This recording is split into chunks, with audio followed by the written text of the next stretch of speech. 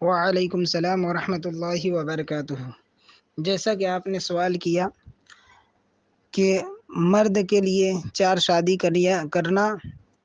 جائز ہے اور عورتوں کے لیے کیوں نہیں جائز ہے، تو الجواب بعون الملک الوہاب صورت مسئولہ میں اس کی چند وجوہات ہے کہ مرد حضرات کے لیے 4 شادیوں کی اجازت دی گئی اور عورتوں کے لیے اجازت نہیں دی گئی۔ تو پہلے قرآن عظیم میں جہاں رب کائنات نے 4 شادیوں کی اجازت دی، تو اس آیت کریمہ میں رب کائنات ارشاد فرماتا ہے وَإِنْ خِفْتُمْ أَلَّا تُقْسِطُوا فِي الْيَتَامَىٰ فَانكِحُوا مَا طَابَ لَكُم مِّنَ النِّسَاءِ مَثْنَىٰ وَثُلَاثَ وَرُبَاعَ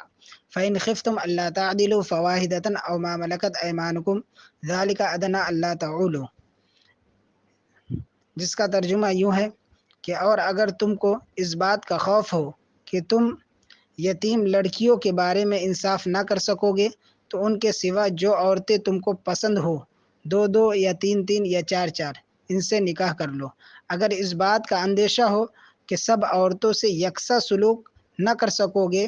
تو ایک عورت کافی ہے یا لونڈی جس کے تم مالک ہو، اس سے تم بے انصافی سے بچ جاؤ گے۔ تو مرد کو 4 شادیوں کی اجازت اس وقت ہے جب کہ شوہر اپنے چاروں بیویوں کے حقوق کو مکمل طور سے پورا کر سکے۔ اور رہا کہ عورتوں کو اس کی اجازت کیوں نہیں، تو اس کی پہلی وجہ یہ ہے کہ شادی کا اصل مقصد افزائش نسل ہے، یعنی نسل کا بڑھانا۔ تو جب عورت 4 مردوں سے شادی کرے گی تو 4 مرد اس سے شادی کرنے کے باوجود بھی اس کے نسل سے، یعنی اس کے بطن سے جو بچہ ہوگا وہ ایک ہی بچہ ہوگا، نہ کہ 4 مرد ہونے کی وجہ سے 4 بچے پیدا کرے گی۔ اور دوسری وجہ کہ اگر کسی عورت کے 4 مرد ہو اور اس کے نسل میں، یعنی اس کے بطن میں جو بچہ ہے، تو وہ بچے کے نسل کس مرد کے ساتھ جوڑا جائے یہ متفق علی فیصلے کوئی نہیں کر سکتا کہ اس بچے کا باپ کون ہے۔ اور تیسری وجہ یہ ہے عورت کو 4 شادیاں یا ایک سے زیادہ شادیاں کرنے کی اجازت نہیں کہ آج کل ماہرین ڈاکٹر نے بھی یہ کہا ہے کہ جب عورت کسی 2 مرد یا 3 مردوں کے ساتھ مباشرت کرتی ہے، یعنی کہ زنا کرتی ہے،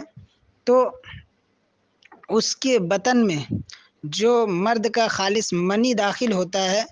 تو جب ایک مرد کا منی داخل ہونے کے بعد پھر دوسرے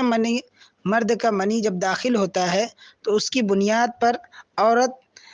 ایک بڑے بیماری کا شکار ہوتی ہے۔ تو اسی لیے یہ تمام وجوہات ہے کہ جس کی بنیاد پر عورت کو ایک سے زائد نکاح کرنے کا بیک وقت اجازت نہیں دیا گیا۔ اور آخر میں یہ بتاتا چلوں کہ جس طرح آپ دیکھیں کہ جب کوئی عورت کو اس کا شوہر جب طلاق دیتا ہے یا اس کے شوہر کا انتقال ہو جاتا ہے تو اسلام عورت کو عدت گزارنے کا حکم دیتا ہے کہ اگر شوہر طلاق دے دے تو عورت اپنے آپ کو 3 حیض روکے رکھے، اور اگر شوہر کا انتقال ہو جائے تو وہ اپنے آپ کو 4 مہینہ 10 دن روکے رکھے۔ یہ اس لیے حکم دیا گیا کہ جب شوہر نے اپنی بیوی کو طلاق دیا تو اب بیوی جو ہے 3 حیض جب اپنے آپ کو روکے رکھے گی اور پھر دوسرے مرد سے نکاح کرے گی تو اس کے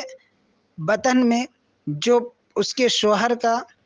منی داخل تھا یا جو بھی اجزاء داخل تھے وہ تمام اجزاء صاف ہو جانے کے لیے